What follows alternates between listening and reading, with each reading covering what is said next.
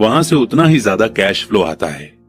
और जब तक मैं अपने खर्च यानी एक्सपेंसेस को आने वाले कैश से कम रखता हूं, तब तक मैं ज्यादा अमीर बनता रहूंगा। ध्यान देने वाली बात यह है कि मेरी इनकम फिजिकल मेहनत से नहीं बल्कि दूसरे तरीके से हो रही है। जब तक री इन्वेस्टमेंट का यह प्रोसेस चलता रहेगा, मैं अमीर बनने के रास्ते पर तेजी से चलता रहूंगा। अमीरी का असली डेफिनेशन देखने वाले की नजर में होता है। आप कभी बेहद अमीर नहीं हो सकते। तो आइए इस चैप्टर के लेसन को हम एक बार रिव्यू कर लेते हैं। पहला, अमीर असेट खरीदते हैं। दूसरा, गरीब सिर्फ खर्च करते हैं। मिडिल क्लास लायबिलिटी खरीदता है पर यह सोचता है कि वो असेट खरीद रहा है। चैप्टर 4 लेसन 3, अपने काम से काम रखो। 1974 में मैकडॉनल्ड के मालिक रे क्रोक से रिक्वेस्ट की गई कि वे ऑस्टिन में टेक्सास यूनिवर्सिटी में एमबीए की क्लास में लेक्चर दें। मेरा एक करीबी दोस्त कीथ कनिंघम वहां एमबीए कर रहा था। बहुत अच्छी और इंस्पिरेशन डिस्कशन के बाद क्लास खत्म हो गई और स्टूडेंट्स ने रे से पूछा कि क्या वे बियर पीने के लिए उनके फेवरेट बार में चलेंगे। इसके लिए रे तैयार हो गए। जब सब लोगों के हाथ में बियर आ गई तब रे ने पूछा, क्या तुम स्टूडेंट्स को पता है कि मेरा असली बिजनेस क्या है? कीथ ने कहा कि यह सुनकर हर कोई हंस पड़ा, क्योंकि ज्यादातर एमबीए स्टूडेंट्स को लगा जैसे रे मजाक कर रहे थे। किसी ने जवाब नहीं दिया, इसलिए रे ने दोबारा से यही सवाल पूछा, आप लोगों की नजरों में मेरा बिजनेस क्या है? स्टूडेंट्स दोबारा हंस दिए और आखिरकार एक बहादुर स्टूडेंट ने जोर से कहा, रे, दुनिया में ऐसा कौन है जो ये नहीं जानता कि आप हैमबर्गर के बिजनेस में हैं? अब रे हंस दिए। वो बोले, मुझे मालूम था आप लोग यही कहेंगे। फिर वे एक पल के लिए रुके और इसके बाद उन्होंने कहा, लेडीज एंड जेंटलमैन, मैं हैमबर्गर बिजनेस में नहीं हूं। मेरा असली बिजनेस है रियल एस्टेट। कीथ ने कहा कि रे ने अपने नजरिए को समझाने के लिए काफी समय लिया। अपने बिजनेस प्लान में रे जानते थे कि बिजनेस का ओरिजिनल गोल हैमबर्गर फ्रेंचाइजी बेचना था, पर वे कभी भी हर फ्रेंचाइजी की लोकेशन को नहीं भूले। वे जानते थे कि रियल एस्टेट और इसकी लोकेशन हर फ्रेंचाइजी की सक्सेस में सबसे इंपॉर्टेंट फैक्टर है। बेसिकली वो आदमी जो फ्रेंचाइजी खरीद रहा था और रे क्रोक के ऑर्गेनाइजेशन की फ्रेंचाइजी चेन का मेंबर बनता था, तो वो ही उस जमीन के लिए पैसे दे रहा था और उसे खरीद रहा था। आज मैकडॉनल्ड दुनिया में रियल एस्टेट का सबसे बड़ा अकेला मालिक है, जिसके पास कैथोलिक चर्च से भी ज्यादा रियल एस्टेट है। आज उनके पास अमेरिका और दुनिया के दूसरे देशों में सबसे कीमती चौराहे और नुक्कड़ हैं। कीथ ने कहा कि ये उसकी जिंदगी का बहुत बड़ा सबक था। आज कीथ के पास कार धोने का बिजनेस है, पर उसका असली बिजनेस है कार धोने के गैरेज के नीचे का रियल एस्टेट। पिछले चैप्टर के अंत में हमने ये बताया था कि ज्यादातर लोग दूसरों के लिए काम करते हैं, बस अपने लिए काम नहीं करते। वे पहले तो कंपनी मालिकों के लिए काम करते हैं, फिर टैक्स के कारण गवर्नमेंट के लिए काम करते हैं और आखिरकार बैंक के लिए काम करते हैं जो उनके मॉर्टगेज का मालिक होता है। जब हम छोटे थे तो हमारे आसपास मैकडॉनल्ड का कोई फ्रेंचाइजी आउटलेट नहीं था, पर मेरे अमीर डैडी ने माइक और मुझे वही सबक सिखा दिया था जो टेक्सास यूनिवर्सिटी में रे क्रोक ने सिखाया था। यह अमीरों का सीक्रेट नंबर 3 है। अगला सीक्रेट यह है कि अपने काम से काम रखो। लोगों की जिंदगी में पैसों की तंगी इसलिए आती है क्योंकि वे अपनी सारी जिंदगी दूसरों के लिए काम करते रहते हैं। कई लोगों के पास तो जिंदगी भर काम करने के बाद भी अपने लिए कुछ नहीं बच पाता। हमारा प्रेजेंट एजुकेशन सिस्टम आज के बच्चों में एकेडमिक स्किल्स डेवलप करके उन्हें अच्छी जॉब दिलाने के लिए तैयार करता है।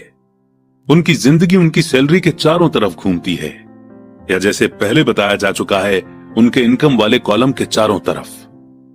और ज्यादा एकेडमिक स्किल्स को डेवलप करने के बाद वे अपनी प्रोफेशनल क्वालिफिकेशन को बढ़ाने के लिए और हायर एजुकेशन हासिल करते हैं।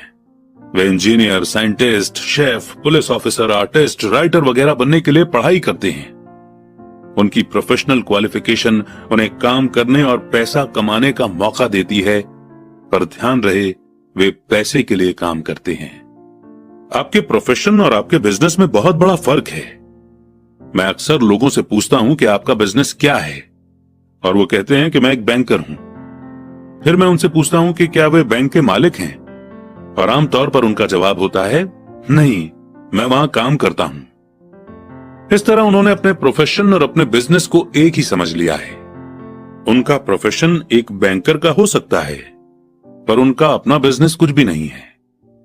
रे क्रॉक अपने प्रोफेशन और अपने बिजनेस के बीच के फर्क को बहुत अच्छी तरह से जानते थे। उनका प्रोफेशन हमेशा वही था, वे एक सेल्समैन थे। एक समय वे मिल्क शेक के लिए मिक्सचर बेचते थे और कुछ ही समय बाद वे हैमबर्गर की फ्रेंचाइजी बेचने लगे। हालांकि उनका प्रोफेशन हैमबर्गर फ्रेंचाइजी बेचने का था, पर उनका बिजनेस इनकम दिलाने वाले रियल एस्टेट को इकट्ठा करना था। स्कूल्स के साथ एक प्रॉब्लम यह है कि आप जो सब्जेक्ट पढ़ते हैं आप वही बन जाते हैं। एग्जाम्पल के लिए, अगर आप कुकिंग के बारे में स्टडी करते हैं तो आप शेफ बन जाते हैं।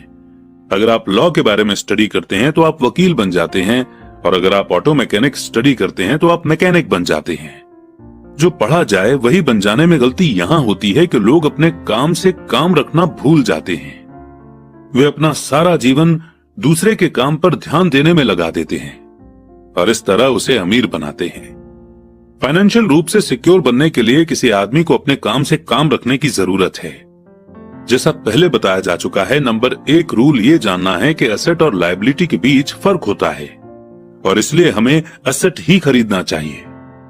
अमीर लोग अपने एसेट बनाने पर ध्यान देते हैं, जबकि बाकी सभी लोग अपने इनकम को बढ़ाने पर ध्यान देते हैं। इसलिए हमें यह बहुत सुनने में आता है कि मुझे ज्यादा सैलरी की जरूरत है, काश कि मुझे प्रमोशन मिल जाए। मैं एक बार फिर स्कूल जाकर और ट्रेनिंग लेने वाला हूं ताकि बेहतर जॉब पा सकूं। मैं ओवर टाइम करने वाला हूं, शायद मुझे कोई पार्ट टाइम काम मिल जाए। मैं 2 हफ्ते में जॉब छोड़ रहा हूं, मुझे एक नई जॉब मिल गई है जिसमें सैलरी ज्यादा हो। ज्यादातर ये समझदारी की बातें मानी जाती हैं, पर अगर आप रे क्रॉक की बात समझ लेते हैं तो ऐसा करके आप अपने काम से काम नहीं रख रहे हैं। तो आइडिया ये है कि सारे लोग सिर्फ अपनी इनकम को इंक्रीज करने में लगे हुए हैं, लेकिन अगर वो इनकम से आ रहे पैसों को एसेट खरीदने में लगाते हैं जिससे उन्हें और पैसे आए, तो वो अमीर बन सकते हैं। गरीब और मिडिल क्लास के ज्यादातर लोग फाइनेंशियल रूप से पुरानी सोच वाले होते हैं, यानी मैं रिस्क नहीं उठा सकता, यानी कि उनका कोई फाइनेंशियल बेस नहीं होता। वे अपनी जॉब से चिपके रहते हैं, वे गेम को सेफ तरीके से ही खेलते हैं। जब टेक्नोलॉजी इंप्रूव होने की वजह से कम एम्प्लॉयज की जरूरत होने लगी तो बहुत से लोगों की जॉब चली गई। उस वक्त लाखों करोड़ों लोगों को पता चला कि जिसे वे अपना सबसे बड़ा एसेट मानते थे, यानी कि उनका घर, वो उन्हें जिंदा मार रहा है। उनका घर नाम का ही एसेट था, क्योंकि घर हर महीने उनकी जेब से पैसे निकलवा रहा था। उनकी कार, उनके दूसरे एसेट भी उन्हें जिंदा मार रहे थे। घर में रखे 50,000 रुपए के खरीदे गए मोबाइल फोन्स कुछ कमा कर नहीं दे रहे थे। जॉब की सिक्योरिटी न होने के कारण अब उनके पास जीवन चलाने का कोई आधार नहीं बचा था। उनके विचार में जो एसेट थे, वे पैसे के संकट के समय में उनकी कुछ भी मदद नहीं कर सकते थे।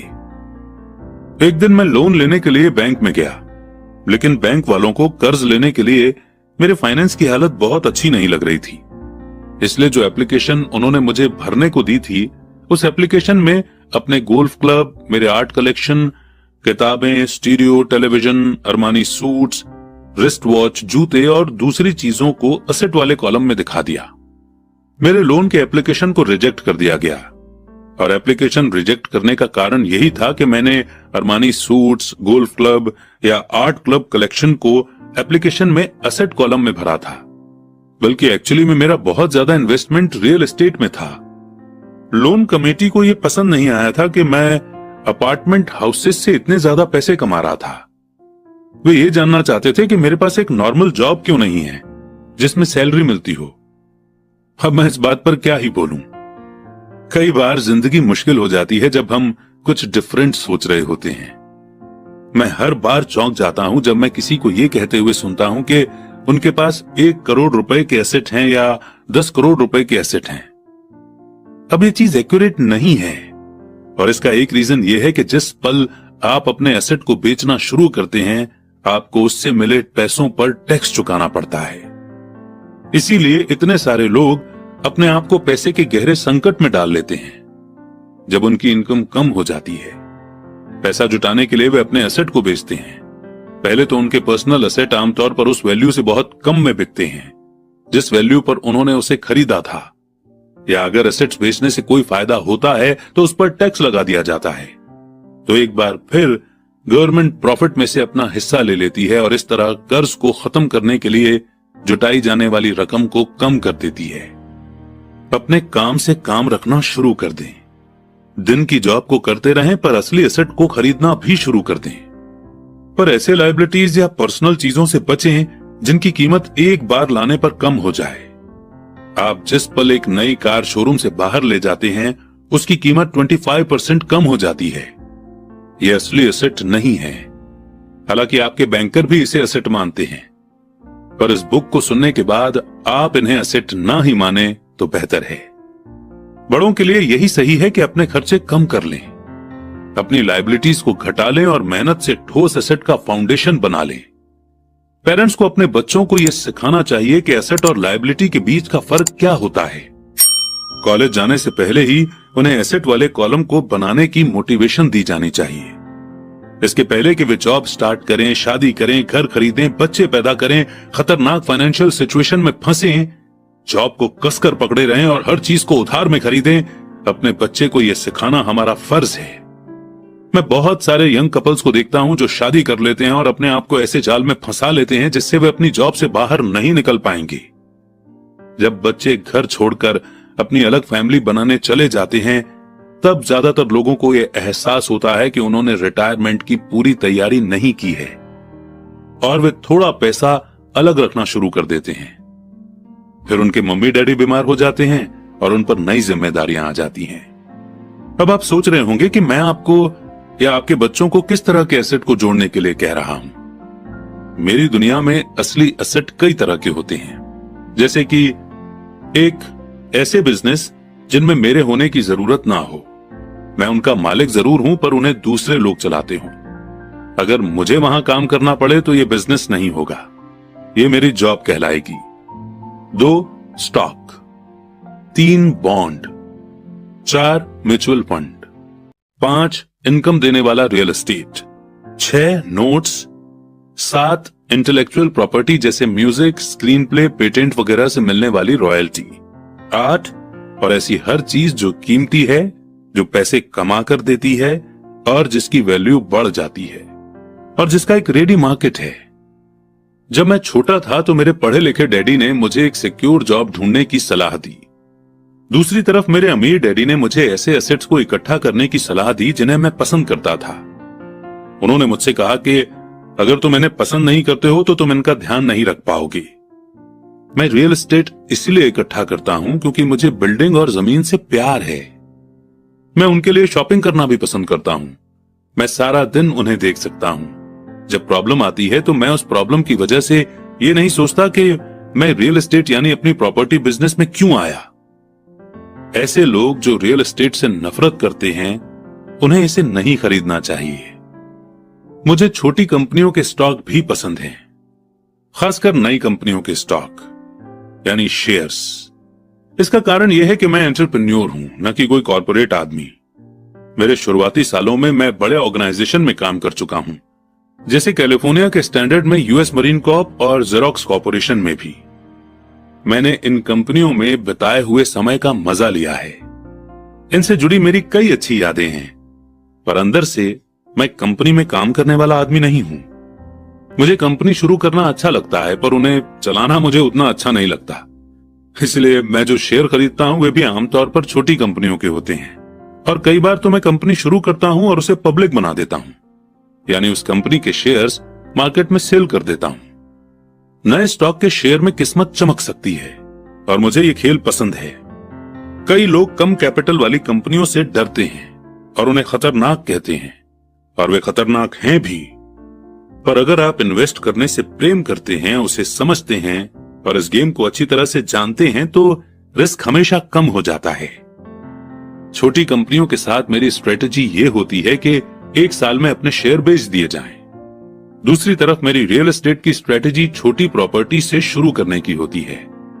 फिर मैं उस छोटी प्रॉपर्टी को बेचकर उससे थोड़ी बड़ी प्रॉपर्टी ले लेता हूं और इस तरह अपने फायदे पर टैक्स चुकाने से बचा रहता हूं। इससे प्रॉपर्टी की वैल्यू में बहुत ज्यादा बढ़ोतरी होती है। मैं आमतौर पर रियल एस्टेट को 7 साल से कम समय अपने पास रखता हूं। दोस्तों, अब इससे पहले कि हम आगे बढ़ें, आप सोच रहे होंगे कि रॉबर्ट ऐसा क्यों कह रहे हैं कि वो एक छोटी प्रॉपर्टी को बेचकर एक बड़ी प्रॉपर्टी ले लेते हैं और टैक्स देने से बच जाते हैं। एक्चुअली अमेरिका में एक लॉ है जिसे कहते हैं 1031 लाइक काइंड एक्सचेंज। यानी अगर आप एक प्रॉपर्टी 1 करोड़ की बेचते हैं और दूसरी प्रॉपर्टी 1 करोड़ या ज्यादा की खरीदते हैं तो आपको उस पर टैक्स नहीं देना पड़ता। ये लॉ इंडिया में नहीं है, इसलिए ये हमारे लिए वैलिड नहीं है। हमारे यहाँ एक सिमिलर टाइप का लॉ है जो कैपिटल गेन एग्जेम्पशन सेक्शन 54 में आता है और वो ये कहता है कि अगर आपके नाम पर कोई रेजिडेंशियल प्रॉपर्टी है, लेट्स से कि वो आपने 50 लाख में खरीदी थी और अगर आप इस प्रॉपर्टी को बेच देते हैं 1 करोड़ में, यानी आपका प्रॉफिट हुआ 1 crore minus 50 lakh is equal to 50 lakh, यानी कि 50 लाख का।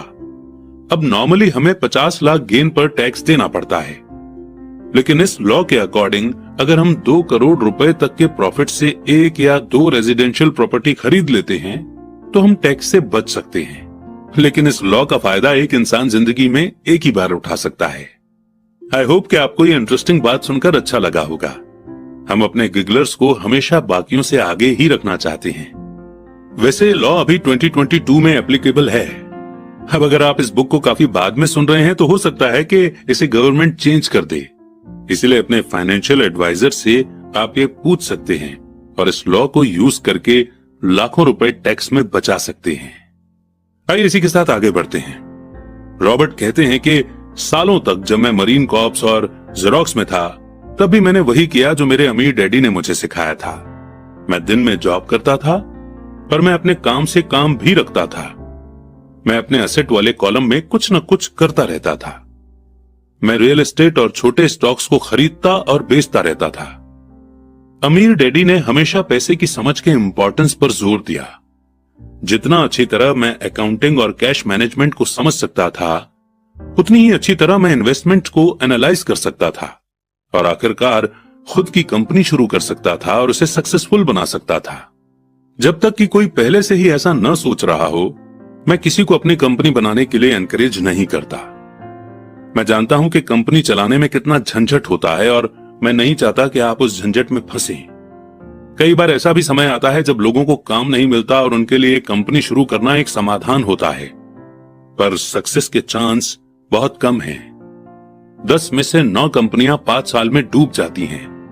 पहले 5 साल में जो कंपनियां बची रहती हैं, उनमें से भी 10 में से 9 कंपनियां बाद में बंद हो जाती हैं। तो अगर आपकी पहले से ही अपनी कंपनी शुरू करने की इच्छा हो तभी मैं इसके लिए सलाह दूंगा, नहीं तो दिन में अपनी जॉब करते रहें और अपने काम से काम रखें। जब मैं कहता हूं कि अपने काम से काम रखें तो मेरा मतलब यह है कि आप अपने एसेट वाले कॉलम को ज्यादा मजबूत बनाते रहें। एक बार इसमें 10 रुपए का नोट जाए तो वो बाहर ना निकलने पाए। इसे इस तरह से सोचें कि जब 10 रुपए का नोट आपके एसेट वाले कॉलम में जाता है तो वो आपका एम्प्लॉय बन जाता है। पैसे के बारे में सबसे अच्छी चीज ये है कि ये हर दिन 24 घंटे काम करता है और ऐसा पीढ़ियों तक कर सकता है। अपनी जॉब करते रहें, एक अच्छे मेहनती एम्प्लॉय की तरह काम करें, पर अपने एसेट वाले कॉलम को बढ़ाते रहें। जब आपका कैश फ्लो बढ़ता है तब आप कुछ लग्जरी चीजें खरीद सकते हैं। इस बारे में एक इंपॉर्टेंट फैक्ट यह है कि अमीर लोग लग्जरी की चीजें सबसे बाद में खरीदते हैं, जबकि गरीब और मिडिल क्लास लोग इन चीजों को सबसे पहले खरीदते हैं। गरीब और मिडिल क्लास लोग अक्सर बड़े घर, हीरे, फर, ज्वेलरी या कार जैसी लग्जरियस चीजें इसलिए खरीद लेते हैं ताकि वे अमीर दिख सकें। वे अमीर दिखते हैं, पर असल में वे उधार के दलदल में गहरे धंसते चले जाते हैं। वे लोग जिनके पास पीढ़ियों से पैसा है, जो लंबे समय से अमीर हैं, वे अपने एसेट वाले कॉलम को सबसे पहले बनाते हैं। फिर एसेट वाले कॉलम से होने वाली इनकम उनके लिए महंगी चीजें खरीद लेती है। गरीब और मिडिल क्लास लोग अपने खून पसीने की कमाई और बच्चों को दी जाने वाली जायदाद की कीमत पर ऐसी चीजें खरीदते हैं। सच्ची लग्जरी असली एसेट में इन्वेस्ट करने और उसे बढ़ाने का मोटिवेशन देती है। एग्जाम्पल के तौर पर जब मेरी पत्नी और मेरे पास हमारे अपार्टमेंट हाउसेस से एक्स्ट्रा पैसा आने लगा तो वो मार्केट गई और अपने लिए मर्सिडीज खरीद लाई। इसमें जरा सी भी मेहनत या रिस्क नहीं था, क्योंकि अपार्टमेंट हाउस के कारण उसने कार खरीदी थी। एक्चुअली हमें जो इस अपार्टमेंट हाउस से रेंटल इनकम मिल रही थी, वही रेंटल इनकम मर्सिडीज की लोन के इंस्टॉलमेंट देने के लिए दी जा रही थी, पर उसे इसके लिए 4 साल तक इंतजार करना पड़ा था। जब रियल एस्टेट पोर्टफोलियो बढ़ रहा था और आखिरकार उसने इतना एक्स्ट्रा पैसा दिया कि हम कार खरीद पाए। पर मर्सिडीज की ये लग्जरी दरअसल एक सच्चा रिवॉर्ड है, क्योंकि उसने ये साबित कर दिया था कि वो अपने एसेट वाले कॉलम को सही तरह से बढ़ाना जानती है। अब उसके लिए उस कार की कीमत आम रूप से खरीदी गई कार से कहीं ज्यादा है। ज्यादातर लोग अक्सर इच्छा जागने पर बिना सोचे समझे जाते हैं और कर्ज पर कार या लग्जरी की कोई चीज खरीद लाते हैं। हो सकता है कि वे जिंदगी से ऊब चुके हों या उन्हें सिर्फ एक नए खिलौने की जरूरत हो। कर्ज पर महंगी चीजें खरीदने से देर सबेर वो आदमी उस चीज से चिढ़ने लगेगा, क्योंकि उसके कारण जो कर्ज लिया गया है वो एक भार बन जाएगा। एक बार आप अपने बिजनेस को बनाने, उसमें इन्वेस्ट करने का समय निकाल लेते हैं, तो फिर आप उसमें जादू की छड़ी घुमा सकते हैं, जो अमीरों का सबसे बड़ा सीक्रेट है। ये सीक्रेट अमीरों को भीड़ में सबसे आगे रखता है। अपने काम से काम रखने का इनाम जो आपको उस रास्ते पर चलने के लिए मिलता है जिस पर अमीर लोग चलते हैं। बढ़ते हैं आगे चैप्टर 5 की ओर। लेसन 4, टैक्स का इतिहास और कॉरपोरेशंस की ताकत। मुझे याद है हमें स्कूल में रॉबिन हुड और उनके सुखी गिरोह की कहानी बताई गई थी। स्कूल टीचर का मानना था कि ये केविन कॉस्नर की तरह ही एक रोमांटिक हीरो की अद्भुत कहानी है, जो अमीरों को लूटता था और गरीबों में बांट देता था।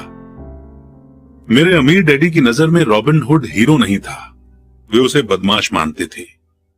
रॉबिन हुड को गुजरे हुए तो लंबा समय गुजर चुका है, पर उसके फॉलोअर्स यानी कि चेले आज भी जिंदा हैं। कितनी बार मैंने लोगों को यह कहते हुए सुना है कि इसके लिए अमीर लोग पैसे क्यों नहीं देते, या अमीरों को और ज्यादा टैक्स देना चाहिए और उसे गरीबों में बांट देना चाहिए। रॉबिन हुड का यह विचार कि अमीरों से लेकर गरीबों में बांट दिया जाए, इसी रॉबिन हुड सोच के कारण मिडिल क्लास पर टैक्स का इतना भारी बोझ लदा हुआ है। सच्चाई तो यह है कि अमीरों पर टैक्स लगता ही नहीं है। गरीबों की भलाई के लिए जो पैसा लगता है वो मिडिल क्लास से आता है, खासकर पढ़े लिखे और ज्यादा इनकम वाले मिडिल क्लास से।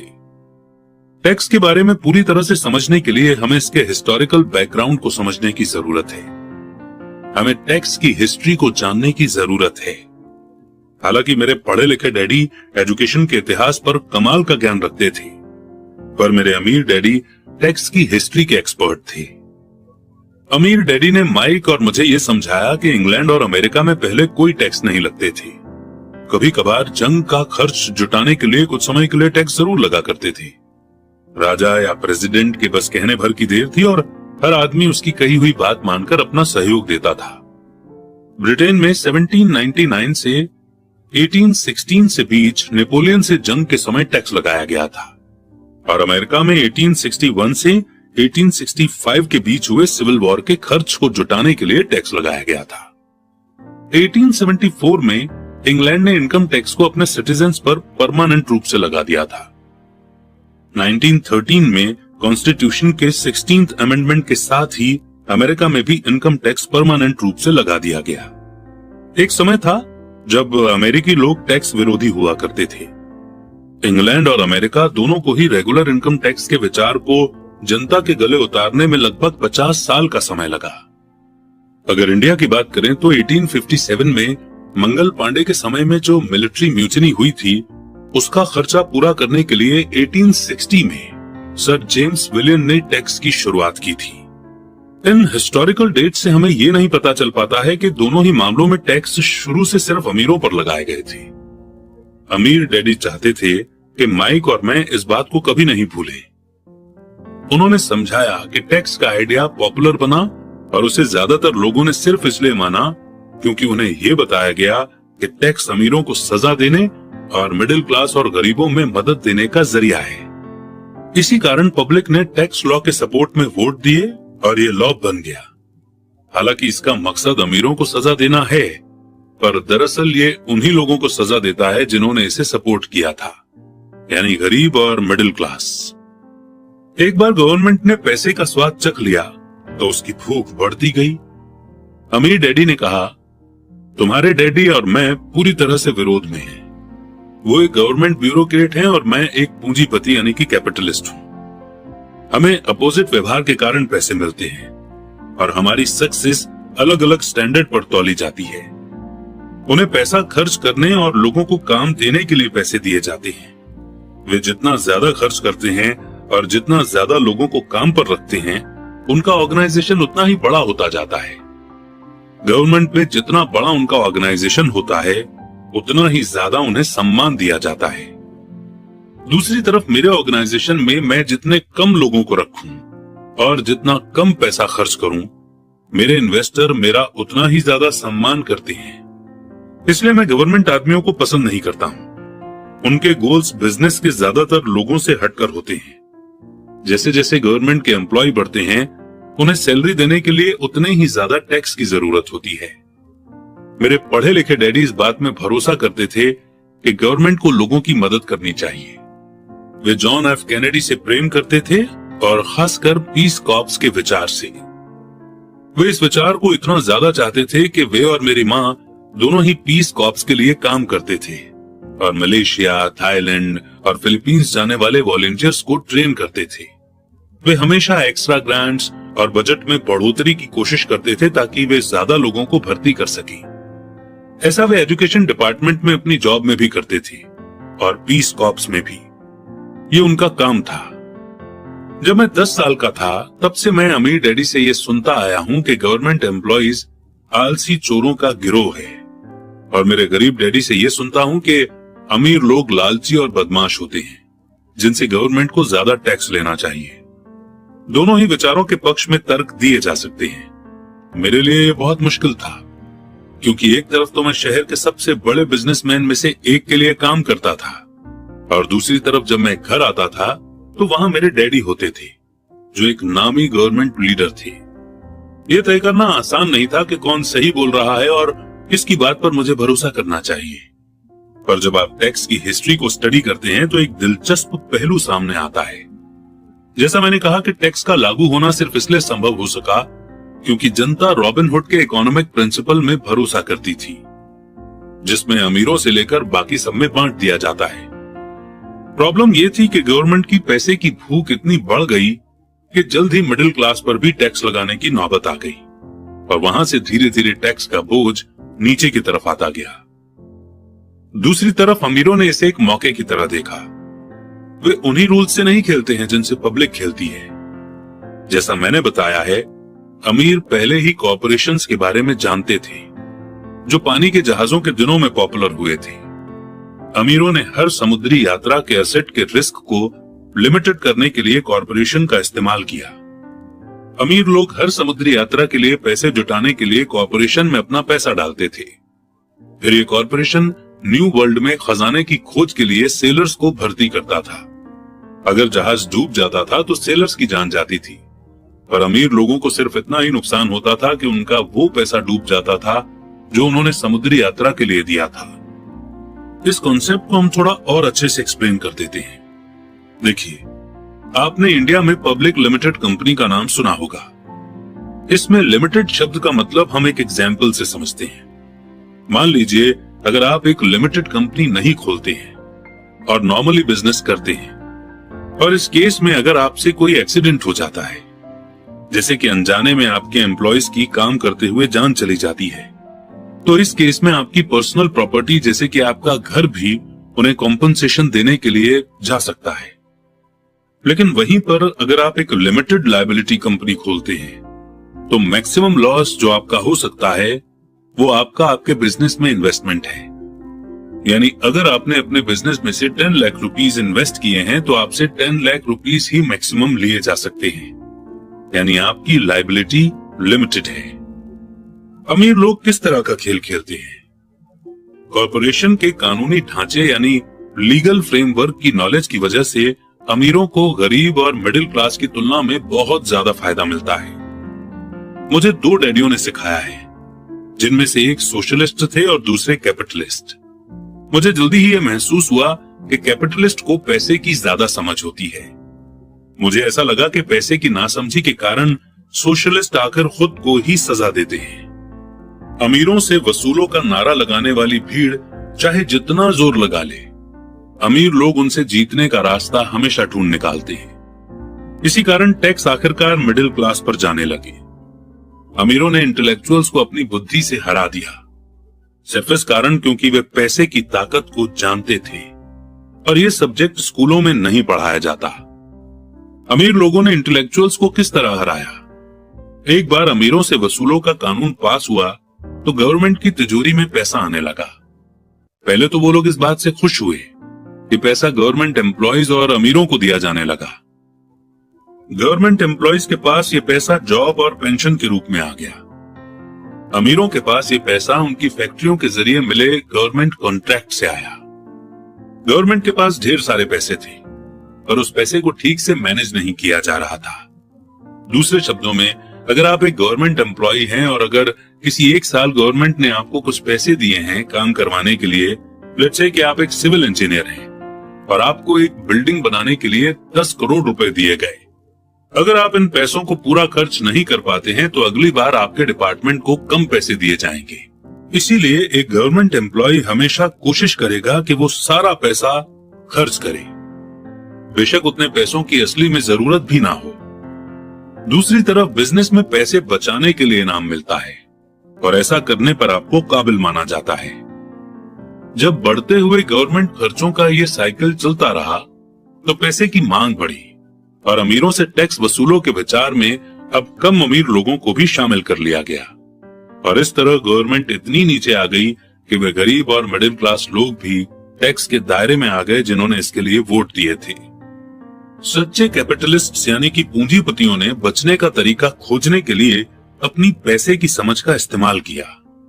वे कॉरपोरेशन की सुरक्षा में चले गए, यानी कि वो प्राइवेट लिमिटेड कंपनीज खोलने लग गए जिसके लिए टैक्स रूल्स अलग थे। कॉरपोरेशन अमीर लोगों को सुरक्षा देता है, पर कई लोग जिन्होंने कभी कॉरपोरेशन नहीं बनाया ये नहीं जानते कि कॉरपोरेशन जैसी भी कोई चीज होती है। मैक्सिमम लोग कंपनीज यानी कॉरपोरेशन को बड़ी बिल्डिंग समझते हैं, लेकिन यह सिर्फ फाइल का एक फोल्डर होता है जिसमें कुछ लीगल डॉक्यूमेंट होते हैं और जो स्टेट गवर्नमेंट की एजेंसी में रजिस्टर होकर किसी वकील के ऑफिस में रखा होता है। ये कोई बड़ी बिल्डिंग नहीं होती जिसके बाहर कॉरपोरेशन का नाम लिखा होता है। ये कोई फैक्ट्री या लोगों का ग्रुप भी नहीं होता।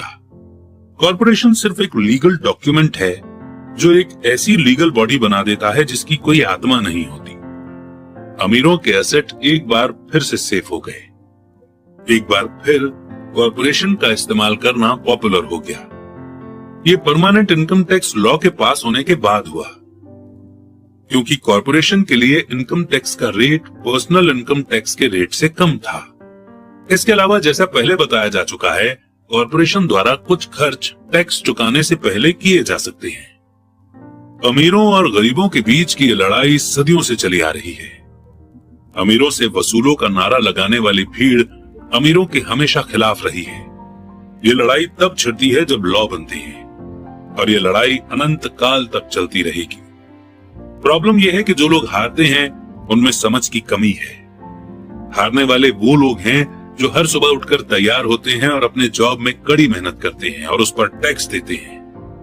अगर वे ये समझ पाते कि अमीर लोग किस तरह से पैसे का खेल खेलते हैं तो वे भी इस खेल को उसी तरह से खेल सकते हैं। फिर वे भी पैसे से आजाद हो सकते हैं और अमीर बन सकते हैं। इसलिए मैं हर बार शॉक्ड हो जाता हूं जब भी मैं किसी को अपने बच्चे को यह सलाह देते सुनता हूं कि स्कूल जाओ ताकि सिक्योर जॉब मिल सके। जिस एम्प्लॉय में पैसे की समझ नहीं है वो बच नहीं सकता, चाहे उसकी जॉब कितनी भी सिक्योर क्यों ना हो। एवरेज अमेरिकी आदमी आज गवर्नमेंट को 50% का टैक्स देता है, यानी एक साल में अगर वो 12 महीने काम कर रहा है तो उसमें से उसने 5 से 6 महीनों तक सिर्फ गवर्नमेंट के लिए काम किया ताकि वो टैक्स चुकाने के लिए पैसे जमा कर सके। मेरे विचार में इस समय बहुत ज्यादा है। आप जितनी ज्यादा मेहनत करते हैं आपको गवर्नमेंट को उतना ही ज्यादा टैक्स देना पड़ता है। इसलिए मेरा मानना है कि अमीरों से वसूलों का नारा उन्हीं लोगों पर भारी पड़ गया जिन्होंने इसके लिए वोट दिया था। हर बार लोग अमीरों को सजा देने की कोशिश करते हैं। अमीर लोग चुपचाप उसका पालन नहीं करते हैं, बल्कि वे पलट कर वार करते हैं। उनके पास पैसा, ताकत और इरादा होता है, जिनके दम पर वो चीजों को बदल सकते हैं। वे चुपचाप बैठकर अपनी मर्जी से ज्यादा टैक्स नहीं चुकाते। वे ऐसे तरीके खोजते हैं जिनसे उन पर टैक्स का कम से कम बोझ पड़े। इसके लिए वे बुद्धिमान और स्मार्ट वकीलों और अकाउंटेंट्स की सर्विस लेते हैं और पॉलिटिशियंस को मनाते हैं कि वे कानून बदलें या कानूनी बचाव के रास्ते बनाएं। उनके पास बदलाव करवाने के लिए जरूरी रिसोर्सेज होते हैं। अमेरिका का टैक्स कानून भी टैक्स बचाने के लिए कई रास्ते ऑफर करता है। इनमें से ज्यादातर रास्ते हर एक के लिए खुले हैं, पर इनका फायदा आमतौर पर अमीर लोग ही उठाते हैं, क्योंकि वे इनकी खोज करते हैं। और ऐसा इसलिए होता है क्योंकि वे अपने काम से काम रखते हैं। एग्जाम्पल के तौर पर पॉपुलर शब्द 1031 इंटरनेशनल रेवेन्यू कोड के आर्टिकल 1031 का छोटा रूप है, यानी कि एक्रोनिम, जिसे यूज करके कोई भी अमेरिकन जब प्रॉपर्टी बेचता है तो वो उस कमाए गए पैसों से अगर दूसरी प्रॉपर्टी खरीद लेता है तो उसे टैक्स नहीं देना पड़ेगा। रियल एस्टेट एक ऐसा कैपिटल इन्वेस्टमेंट है जो इतना बड़ा टैक्स बेनिफिट देता है। जब तक आप कम कीमत की प्रॉपर्टी बेचकर ऊंची कीमतों में बड़ी प्रॉपर्टी खरीदते रहते हैं तो आपको तब तक टैक्स नहीं देना पड़ता जब तक कि आप उसे कैश ही न रखना चाहें। जो लोग कानून द्वारा दी गई इन छूटों यानी एक्सेम्पशंस का फायदा नहीं उठाते, वे अपने एसेट वाले कॉलम को बनाने का एक बहुत बड़ा मौका खो देते हैं। गरीबों और मिडिल क्लास के पास उतने रिसोर्सेज नहीं होते। वे चुपचाप बैठे रहते हैं और गवर्नमेंट की सुइयों को अपने हाथों पर लगने देते हैं और ब्लड डोनेशन की इजाजत दे देते हैं। आज मैं ज्यादा टैक्स चुकाने वाले या कम छूट लेने वाले लोगों की संख्या से लगातार शॉक्ड होता रहता हूं, और वे ऐसा इसलिए करते हैं क्योंकि वे गवर्नमेंट से डरते हैं। और मैं जानता हूं कि गवर्नमेंट टैक्स एजेंट कितना डरावना होता है। मेरे कुछ दोस्त हैं जिनके बिजनेस बंद हो गए हैं और इसके लिए गवर्नमेंट दोषी थी। मुझे ये सब पता है, पर जनवरी से लेकर मई के पहले 15 दिनों तक गवर्नमेंट के लिए काम करना एक बहुत बड़ी कीमत है, जो हम टैक्स के डर के कारण चुकाते हैं। मेरे गरीब डैडी ने कभी पलटवार नहीं किया। मेरे अमीर डैडी ने भी ऐसा नहीं किया। उन्होंने सिर्फ गेम को बुद्धिमानी से खेला, और उन्होंने ऐसा कॉरपोरेशंस के जरिए किया, जो अमीरों का सबसे बड़ा सीक्रेट है। अमीर डैडी से मेरा पहला सीखा गया लेसन आपको याद होगा। मैं 9 साल का बच्चा था और मुझे उनसे बात करने के लिए बहुत समय तक इंतजार करना पड़ा था। मैं अक्सर उनके ऑफिस में बैठकर उनका इंतजार करता था। वे जानबूझकर मुझे नजरअंदाज करते रहते थे। वे चाहते थे कि मैं उनकी ताकत को पहचानूं और एक दिन खुद भी इतना ही ताकतवर बनना चाहूं। जितने भी समय तक मैं उनके गाइडेंस में पढ़ा और सीखा, उन्होंने मुझे हमेशा याद दिलाया कि नॉलेज ही ताकत है, और पैसे के साथ जो बड़ी ताकत आती है उसे बनाए रखने के लिए, उसे कई गुना करने के लिए सही नॉलेज की जरूरत होती है। उस नॉलेज के बिना दुनिया आपको इधर उधर धक्के मारती रहती है। अमीर डैडी, माइक और मुझे हमेशा ये याद दिलाया करते थे कि सबसे ज्यादा डरावना इंसान बॉस या सुपरवाइजर नहीं होता, बल्कि टैक्समैन होता है। अगर आप उसे मौका देते हैं तो टैक्समैन हमेशा आपसे से ज्यादा टैक्स वसूल कर लेगा। मैं पैसे के लिए काम न करूं, मेरा ये पहला लेसन दरअसल ताकत के बारे में है। अगर आप पैसे के लिए काम करते हैं तो आप ताकत को अपने बॉस के हाथ में दे देते हैं। अगर आपका पैसा आपके लिए काम करता है तो आप ताकत को अपने पास रखते हैं और उसे काबू में रखते हैं। एक बार हमें हमारे लिए काम करने वाले पैसे की ताकत का ज्ञान हो जाए, फिर हमें पैसे के लिहाज से स्मार्ट हो जाना चाहिए और हमें डराने वाले लोगों से डील करने के रास्ते ढूंढ लेने चाहिए। इसके लिए आपके पास कानून की समझ होनी चाहिए और इस बात की भी कि सिस्टम कैसे काम करता है। अगर आपके पास नॉलेज नहीं है तो आपको आसानी से डराया जा सकता है। अगर आप जानते हैं कि आप क्या बात कर रहे हैं तो आपके पास बचने का मौका होता है। इसीलिए अमीर डैडी स्मार्ट टैक्स अकाउंटेंट्स और वकीलों को इतनी ज्यादा सैलरी देते थे। वकीलों को सैलरी देना गवर्नमेंट को टैक्स देने से सस्ता था। मेरे लिए उनका बेस्ट लेसन था स्मार्ट बनो, ताकि तुम्हें इधर उधर धक्के न दिए जा सके, और मैंने जिंदगी भर इसे अपनाया है। वे कानून जानते थे क्योंकि वे कानून का सम्मान करते थे। वे कानून जानते थे क्योंकि कानून के बारे में न जानना बहुत महंगा साबित हो सकता है। अगर आप जानते हैं कि आप सही हैं, तो आप किसी से भी उलझने से डरेंगे नहीं, चाहे आपका मुकाबला रॉबिनहुड और उसके गिरोह से ही क्यों ना हो। मेरे पढ़े लिखे डैडी मुझे हमेशा एनकरेज करते थे कि मैं किसी अच्छे कॉर्पोरेशन में बढ़िया सी जॉब खोजूं। वे मुझे हमेशा उन अच्छाइयों के बारे में बताते थे जो कॉर्पोरेट सीढ़ी पर चढ़ने से हासिल की जा सकती है। वे ये नहीं समझ पाते थे कि कॉर्पोरेट एम्प्लॉयर से मिलने वाली सैलरी के चेक पर पूरी तरह डिपेंडेंट रहने से मैं उस कॉर्पोरेशन के लिए एक दूध देने वाली गाय बन जाता। जब मैंने अपने अमीर डैडी को अपने डैडी की सलाह बताई, तो वे सिर्फ हंसे। उन्होंने सिर्फ यही कहा कि कॉर्पोरेट की सीढ़ी क्यों चढ़ना, पूरी सीढ़ी का ही मालिक क्यों न बना जाए। बचपन में मुझे समझ नहीं आया था कि अपने कॉर्पोरेशन के मालिक होने से अमीर डैडी का क्या मतलब था। एक ऐसा विचार था जो नामुमकिन और डरावना लग रहा था। हालांकि मैं इस विचार से एक्साइटेड था, पर मेरी कम उम्र में मैं संभावना पर सोच ही नहीं पा रहा था कि बड़े लोग किसी दिन मेरी कंपनी में काम करेंगे। मुद्दे की बात यह है कि अगर अमीर डैडी नहीं होते, तो मैं अपने पढ़े लिखे डैडी की सलाह को फॉलो कर रहा होता। मेरे अमीर डैडी के बार बार याद दिलाने के कारण ही मेरे अपने कॉर्पोरेशन का आइडिया जिंदा रहा, और ये मुझे एक अलग रास्ते पर चलाता रहा। जब मैं 15 या 16 साल का था, तो मैं ये जानता था कि मैं उस रास्ते पर नहीं चलने वाला जो मेरे पढ़े लिखे डैडी ने बताया है। मैं नहीं जानता था कि मैं ऐसे किस तरह करूंगा, पर मैंने पक्का इरादा कर लिया था कि मैं भीड़ के साथ नहीं चलूंगा और उस दिशा में नहीं जाऊंगा जिस तरफ मेरी क्लास के साथी जा रहे थे। इस फैसले ने मेरी जिंदगी बदल दी। जब तक मैं 25 साल का हुआ, तब तक मेरे अमीर डैडी की सलाह मुझे पूरी तरह से समझ नहीं आई थी। मैंने हाल ही में मरीन कॉर्प्स छोड़ी थी और मैं जेरोक्स के लिए काम कर रहा था।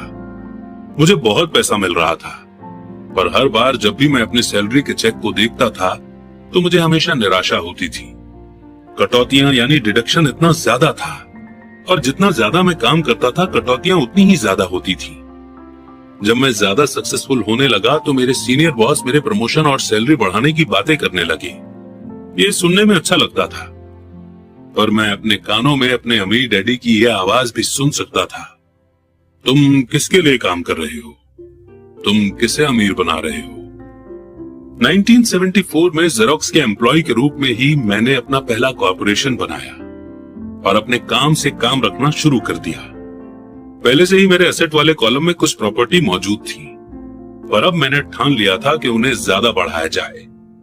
डिडक्शन वाली सैलरी को देख देखकर मुझे अमीर डैडी की सलाह में समझदारी दिखने लगी थी। अगर मैं अपने पढ़े लिखे डैडी की सलाह पर चलता, तो मुझे अपना भविष्य साफ नजर आ रहा था।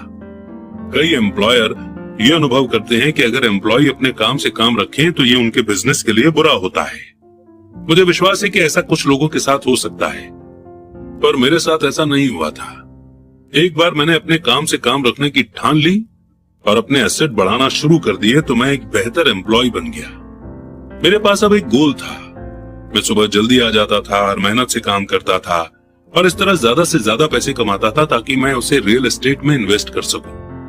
हवाई में उस समय कीमतें तेजी से बढ़ रही थी और वहां किस्मत चमकाई जा सकती थी।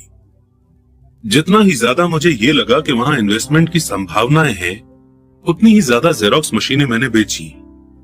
मैंने जितनी ज्यादा मशीनें बेची, मुझे उतना ही ज्यादा पैसा मिला, और हाँ, मेरी सैलरी के चेक से उतनी ही ज्यादा कटौतियां हुई।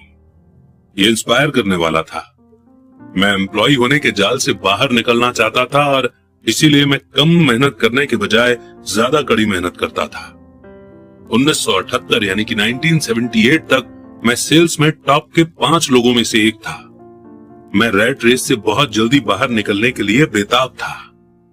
3 साल से भी कम समय में मैं जेरोक्स की तुलना में अपने छोटे से कॉर्पोरेशन से कहीं ज्यादा कमा रहा था, जबकि मेरा कॉर्पोरेशन रियल एस्टेट में इन्वेस्ट करने वाली कंपनी थी, और वो पैसा जो मैं अपने कॉर्पोरेशन में अपने एसेट वाले कॉलम में बना रहा था, वो पैसा मेरे लिए काम कर रहा था। मुझे कॉपियर बेचने के लिए दरवाजे खटखटाने की जरूरत नहीं थी। अमीर डैडी की सलाह में मुझे ज्यादा समझदारी दिख रही थी। जल्दी ही मेरी प्रॉपर्टी से आने वाला कैश फ्लो इतना ज्यादा हो गया कि मेरी कंपनी ने मेरे लिए मेरी पहली कार खरीद दी। जेरोक्स के लोगों को लगा कि मैं अपने कमीशंस बेच रहा हूं, पर मैं ऐसा नहीं कर रहा था। मैं अपने कमीशन को असेट वाले कॉलम में इन्वेस्ट कर रहा था। मेरा पैसा और ज्यादा पैसा कमाने के लिए कड़ी मेहनत कर रहा था। मेरे असेट वाले कॉलम का हर 10 रुपए का नोट एक बढ़िया एम्प्लॉय था, जिसकी कड़ी मेहनत के कारण और ज्यादा एम्प्लॉय तैयार होते थे और वो सब मिलकर अपने बॉस को एक नई कार तोहफे के रूप में दे देते थे, और वो भी टैक्स चुकाने के पहले। मैंने जेरोक्स के लिए ज्यादा कड़ी मेहनत करना शुरू कर दिया। मेरा प्लान सही तरह से चल रहा था और मेरी कार इसका जीता जागता सबूत थी। अपने अमीर डैडी से सीखे गए लेसन्स के कारण मैं उस रैट रेस के भ्रम से बाहर निकलने में कामयाब हो सका था और कम उम्र में ही एक एम्प्लॉयर बन गया था। ये पैसे की समझ से ही संभव हुआ था। इस फाइनेंशियल नॉलेज के बिना, जिसे मैं फाइनेंशियल आईक्यू कहूंगा, फाइनेंशियल इंडिपेंडेंस के रास्ते में बहुत ज्यादा मुश्किलें आई होती। अब मैं फाइनेंशियल सेमिनारों में दूसरों को इस आशा के साथ सिखाता हूं ताकि मैं उनके साथ अपना ज्ञान बांट सकूं। जब भी मैं लेक्चर देता हूं तो मैं लोगों को यह याद दिलाता हूं कि फाइनेंशियल आईक्यू एक्सपर्टीज के 4 बड़े फील्ड से आने वाले नॉलेज से बनता है। नंबर 1 है अकाउंटिंग, जिसे मैं फाइनेंशियल लिटरेसी कहता हूं। अगर आप अपना एम्पायर बनाना चाहते हैं तो ये बहुत इंपॉर्टेंट स्किल है। आप जितने ज्यादा पैसों के लिए जिम्मेदार होंगे, उतने ही ज्यादा बारीकी की जरूरत होगी। नहीं तो आपका एम्पायर ताश के पत्तों के महल की तरह ढह जाएगा। ये लेफ्ट ब्रेन का पहलू है जिसमें डिस्क्रिप्शन या बारीकी की जरूरत है। फाइनेंशियल लिटरेसी वो काबिलियत है जिसके सहारे फाइनेंशियल स्टेटमेंट्स को पढ़ा और समझा जा सकता है। इस एबिलिटी से आप किसी भी बिजनेस की कमजोरियों और मजबूतियों को पहचान सकते हैं। नंबर 2 है इन्वेस्ट करना, जिसे मैं पैसे बनाने का साइंस कहता हूं। इसमें टेक्निक, स्ट्रेटेजी और फॉर्मूला की जरूरत होती है। ये ब्रेन का राइट पहलू है, यानी कि क्रिएटिव पहलू। नंबर 3 है मार्केट की समझ, डिमांड और सप्लाई का साइंस, यानी कि मार्केट के टेक्निकल पहलुओं को जानने की जरूरत है जो कि इमोशंस द्वारा चलाए जाते हैं। मार्केट का दूसरा एलिमेंट इन्वेस्टमेंट की फंडामेंटल या फाइनेंशियल समझ है। क्या किसी इन्वेस्टमेंट पे समझदारी है या मार्केट की करंट सिचुएशन के हिसाब से ऐसा करना नासमझी है? कई लोग ये सोचते हैं कि मार्केट को समझना या इन्वेस्टमेंट के कॉन्सेप्ट बच्चों को समझ नहीं आएंगे क्योंकि ये कॉम्प्लेक्स होते हैं। वे ये नहीं देख पाते कि बच्चे इन सब्जेक्ट्स को एक्सपीरियंस से समझ लेते हैं। जो लोग एल्मो डॉल के बारे में नहीं जानते होंगे, उनके लिए ये एक सीसम स्ट्रीट कैरेक्टर थी, जिसे क्रिसमस के पहले बच्चों में खूब प्रमोट किया गया था। लगभग सभी बच्चे इसे खरीदना चाहते थे और अपनी क्रिसमस की लिस्ट में उन्होंने इसे सबसे ऊपर रखा था। पर क्रिसमस के लिए इसका एडवर्टीजमेंट करने के बाद जब ये मार्केट से गायब हो गई तो कई लोग ये सोचने लगे कि कंपनी ने जानबूझकर तो इसे गायब नहीं कर दिया है। इसकी डिमांड बहुत ज्यादा थी और सप्लाई बहुत कम, इसीलिए मार्केट में भगदड़ और हड़बड़ी का माहौल बन गया। स्टोर्स में जब खरीदने के लिए कोई डॉल नहीं बची तो दुकानदारों और दूसरे खिलौने बनाने वालों ने इसमें प्रॉफिट कमाने का मौका देखा। जिन्हें डॉल नहीं मिल पाई थी, वे बेचारे मम्मी डैडी क्रिसमस के लिए कोई दूसरा खिलौना खरीदने के लिए मजबूर हो गए। टिकल मी एल्मो डॉल की ये जबरदस्त पॉपुलैरिटी मेरी समझ में नहीं आई, पर यह डिमांड और सप्लाई के इकोनॉमिक्स का बढ़िया एग्जाम्पल है। यही बात स्टॉक, बॉन्ड, रियल एस्टेट और बेसबॉल कार्ड मार्केट पर भी अप्लाई होती है। नंबर 4 है कानून के तौर तरीकों की नॉलेज। पर अकाउंटिंग, इन्वेस्टिंग और मार्केट की टेक्निकल स्किल्स के सहारे कॉर्पोरेशन का इस्तेमाल जबरदस्त ग्रोथ दे सकता है। कोई भी आदमी जिसे कॉर्पोरेशन द्वारा दिए जाने वाले टैक्स बेनिफिट्स और सुरक्षा की नॉलेज हो, वो बहुत ज्यादा तेजी से तरक्की कर सकता है और अमीर बन सकता है, जो किसी एम्प्लॉय या छोटे बिजनेस के मालिक के लिए संभव नहीं है। इसमें उतना ही फर्क है जितना पैदल चलने वाले और उड़ने वालों में होता है। ये फर्क बहुत ज्यादा हो जाता है जब हम इसे लॉन्ग टर्म असेट के कॉन्टेक्स्ट के रूप में देखते हैं। Number 1, tax benefit. एक कॉर्पोरेशन कई ऐसी चीजें कर सकता है जो एक आदमी नहीं कर सकता, जैसे कि ये टैक्स देने के पहले खर्च कर सकता है। ये एक्सपर्टीज का एक ऐसा फील्ड है जो बहुत एक्साइटिंग है।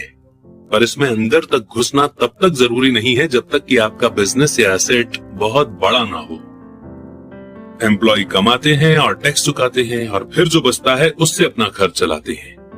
एक कॉर्पोरेशन कमाता है, जितना खर्च कर सकता है करता है और फिर बची हुई रकम पर टैक्स चुकाता है। ये अमीरों द्वारा इस्तेमाल किया जाने वाला सबसे बड़ा कानूनी बचाव का रास्ता है। इन्हें बनाना आसान है और बहुत ज्यादा महंगा नहीं है, बशर्ते कि आपके पास अपने खुद के इन्वेस्टमेंट हो जो अच्छा कैश फ्लो दे रहे हो। एग्जाम्पल के तौर पर अपने कॉर्पोरेशन का फायदा ये है कि अगर आपको घूमने जाने का मन है और आपको स्विट्जरलैंड घूमने जाना है, तो स्विट्जरलैंड में लोग बोर्ड मीटिंग रख लेते हैं ताकि खर्चा कंपनी दे। कार का पेमेंट, इंश्योरेंस, रिपेयर वगैरह कंपनी खर्च में डाल दिए जाते हैं। हेल्थ क्लब की मेंबरशिप भी कंपनी खर्च है। ज्यादातर रेस्टोरेंट्स के डिनर भी पार्शियल एक्सपेंसेस हैं और ऐसे भी बहुत से खर्च हैं जो टैक्स चुकाने के पहले किए जाते हैं। 2. कानूनी मुकदमों से सुरक्षा। हम एक लीगल सोसाइटी में रह रहे हैं। हर आदमी आपसे फायदा चाहता है। अमीर लोग अपने क्रेडिटर्स से अपने ज्यादातर एसेट को छुपाने के लिए कॉर्पोरेशंस और ट्रस्ट का सहारा लेते हैं। जब भी कोई किसी अमीर आदमी पर दावा ठोकता है तो उसे ये पता चलता है कि वो कानूनी कवच से घिरा हुआ है और दरअसल उस अमीर आदमी के पास कोई एसेट है ही नहीं। वे हर चीज पर कंट्रोल रखते हैं पर वे किसी चीज के मालिक नहीं होते। गरीब और मिडिल क्लास लोग हर चीज के मालिक होने की कोशिश करते हैं और इसलिए जब उन पर दावा ठोका जाता है तो वे गवर्नमेंट या अपने साथी सिटीजन्स के हाथों अपनी प्रॉपर्टी खो बैठते हैं। उन्होंने रॉबिन हुड की कहानी से यह सीखा है कि अमीरों से वसूलो और गरीबों में बांट दो। इस बुक का मकसद ये नहीं है कि कॉर्पोरेशन बनाने का तरीका बताया जाए, पर मैं कहूंगा कि अगर आपके पास किसी तरह की लीगल प्रॉपर्टी हो तो आप जितनी जल्दी हो सके कॉर्पोरेशन द्वारा दिए जाने वाले फायदों और सुरक्षा के बारे में जान लें। इस टॉपिक पर कई किताबें लिखी गई हैं जो इन फायदों के बारे में डिटेल में बताती हैं और कॉर्पोरेशन बनाने के लिए जरूरी स्टेप्स को भी समझाती हैं। एक बुक खास तौर पर बहुत अच्छी है जिसका नाम है थिंक एंड ग्रो रिच। ये बुक कॉर्पोरेशंस की ताकत को बखूबी बताती है। फाइनेंशियल आईक्यू दरअसल कई स्किल्स और क्वालिटीज को मिलाकर बनता है। मैं तो यही कहूंगा कि ये ऊपर बताई गई 4 टेक्निकल स्किल्स का कॉम्बिनेशन है जो बेसिक फाइनेंशियल नॉलेज का आधार है। अगर आप बहुत ज्यादा पैसा कमाना चाहते हैं तो इन स्किल्स के कॉम्बिनेशन से आपका फाइनेंशियल नॉलेज बहुत ज्यादा बढ़ जाएगा। इन शॉर्ट, कॉर्पोरेशन के मालिक अमीर लोग पहले कमाते हैं, फिर खर्च करते हैं, फिर टैक्स चुकाते हैं। कॉर्पोरेशन में काम कर रहे मिडिल क्लास या एम्प्लॉइज पहले कमाते हैं, फिर पहले टैक्स देते हैं और फाइनली बचे हुए पैसों को खर्च करते हैं। आपकी पूरी फाइनेंशियल स्ट्रेटेजी के लिए हम आपके एसेट के चारों तरफ कॉर्पोरेशन का कवच लपेटने की बहुत ज्यादा सलाह देते हैं और इस चैप्टर और इस लेसन को कंप्लीट करने के बाद बढ़ेंगे आगे। नेक्स्ट लेसन यही है कि अमीर लोग पैसे को इन्वेंट करते हैं। तो अब शुरू करते हैं चैप्टर नंबर 6 जिसमें हमें सीखने को मिलेगा लेसन नंबर 5। अमीर लोग पैसे को इन्वेंट करते हैं। पिछली रात मैंने लिखना बंद किया और अलेक्जेंडर ग्राहम बेल के जीवन पर आधारित एक टीवी प्रोग्राम देखा। बेल ने टेलीफोन का पेटेंट करवाया था और उनकी नई खोज की बहुत डिमांड थी। क्योंकि उन्हें एक बड़ी कंपनी की जरूरत थी, इसलिए वे उस समय की नामी कंपनी वेस्टर्न यूनियन के पास गए और उनसे कहा कि वे उनके पेटेंट और उनकी छोटी सी कंपनी को खरीद लें। वे पूरे पैकेज के $1 लाख चाहते थे। वेस्टर्न यूनियन के प्रेसिडेंट ने यह सुनते ही त्योरियां चढ़ा ली और प्रपोजल को ये कहकर ठुकरा दिया कि मांगी जाने वाली कीमत बहुत ज्यादा है। बाकी इतिहास है। $1 ट्रिलियन की इंडस्ट्री का जन्म हुआ और AT&T का जन्म हुआ। अलेक्जेंडर ग्राहम बेल की कहानी खत्म होने के बाद शाम की न्यूज आ रही थी। न्यूज में एक लोकल कंपनी के स्टाफ में कटौती के बारे में खबर थी। एम्प्लॉय नाराज थे और शिकायत कर रहे थे कि कंपनी के मालिक ज्यादती कर रहे हैं। फैक्ट्री के सामने एक 45 साल का जॉब से निकाला गया मैनेजर अपनी पत्नी और 2 बच्चों के साथ खड़ा था और सिक्योरिटी गार्ड से अंदर जाने की इजाजत मांग रहा था ताकि वो मालिकों से ये विनती कर सके कि उसे जॉब से न निकाला जाए। उसने हाल ही में एक मकान खरीदा था और उसे डर था कि उसे मकान बेचना पड़ेगा। सारे कैमरामैन उसे ही फोकस कर रहे थे और पूरी दुनिया इसे देख रही थी। ये कहने की जरूरत नहीं है कि इसने मेरा ध्यान खींच लिया। मैं 1984 से यानी कि 1984 से प्रोफेशनल टीचर की तरह भी काम कर रहा हूँ। क्योंकि मैंने हजारों बच्चों को पढ़ाया है तो मैंने सभी में एक बात देखी जिसमें मैं भी शामिल हूँ। हम में बहुत ज्यादा पोटेंशियल होती है और हमें नेचर ने बहुत से गिफ्ट दिए होते हैं, पर जो चीज हम सभी को पीछे धकेलती है वो है खुद के बारे में डाउट।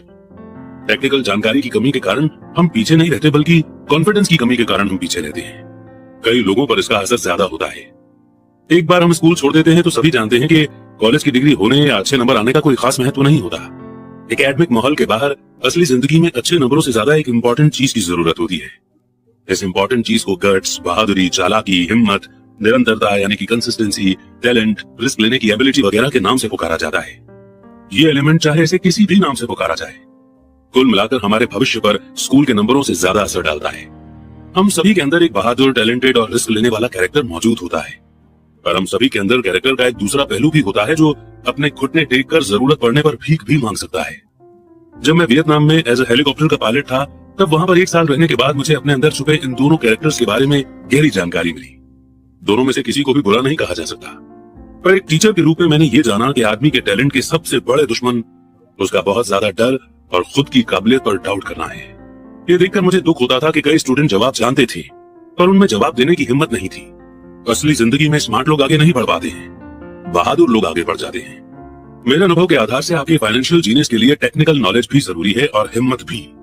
अगर आपको बहुत ज्यादा डर लगता है तो आपका टैलेंट दब जाता है। मेरी क्लास में मैं स्टूडेंट्स को बहुत एनकरेज करता हूँ कि वे रिस्क लेना सीखें, बहादुर बने और अपने टैलेंट के द्वारा अपने डर को ताकत और बुद्धिमानी में बदल लें। कुछ लोगों के लिए ये प्रिंसिपल काम करता है, जबकि कईयों को ये डरावना लगता है। मैंने ये भी जाना है कि ज्यादातर लोग पैसे के बारे में बहुत सेफ गेम खेलना पसंद करते हैं।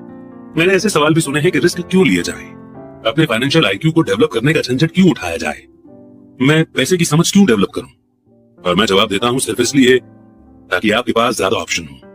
हमारे आगे बहुत बड़े बदलाव खड़े हुए हैं। जिस तरह मैंने इस चैप्टर की शुरुआत में young inventor Alexander Graham Bell की कहानी बताई थी, आगे आने वाले सालों में उनकी ही तरह कई और लोग होंगे। बिल गेट्स की तरह सैकड़ों लोग होंगे और दुनिया भर में हर साल माइक्रोसॉफ्ट जैसी बहुत सी सक्सेसफुल कंपनियां बनेंगी और दिवालियापन, कंपनी बंद होने, स्टाफ निकालने जैसी बहुत सी घटनाएं भी होंगी। तो सवाल यह है कि आपको फाइनेंशियल आईक्यू डेवलप करने के झंझट में क्यों पड़ना चाहिए? इसका जवाब कोई और नहीं दे सकता, आप खुद दे सकते हैं। पर मैं आपको बता सकता हूं कि मैं ऐसा क्यों करता हूं। मैं ऐसा इसलिए करता हूं क्योंकि आज का युग सबसे ज्यादा एक्साइटिंग टाइम है। मैं चाहता हूं कि मैं बदलाव से डरने के बजाय उसका स्वागत कर सकूं। मैं चाहता हूं कि मैं लाखों करोड़ों बनाने के बारे में एक्साइटेड रहूं, न कि सिर्फ अपनी सैलरी बढ़ने के बारे में।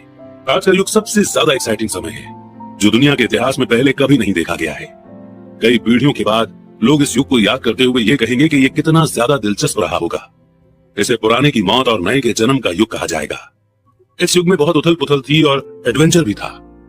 तो अपने फाइनेंशियल आईक्यू को डेवलप करने का झंझट क्यों उठाया जाए? क्योंकि अगर आप ऐसा करते हैं तो आप ज्यादा अमीर हो जाएंगे, और अगर आप ऐसा नहीं करते हैं तो आगे आने वाला समय आपके लिए डरावना होगा। उस समय आप बहादुरी से आगे बढ़ने वाले लोगों को सक्सेसफुल होते हुए देखेंगे और पुराने प्रिंसिपल से झगड़े रहने वाले लोगों को फेल होते हुए देखेंगे।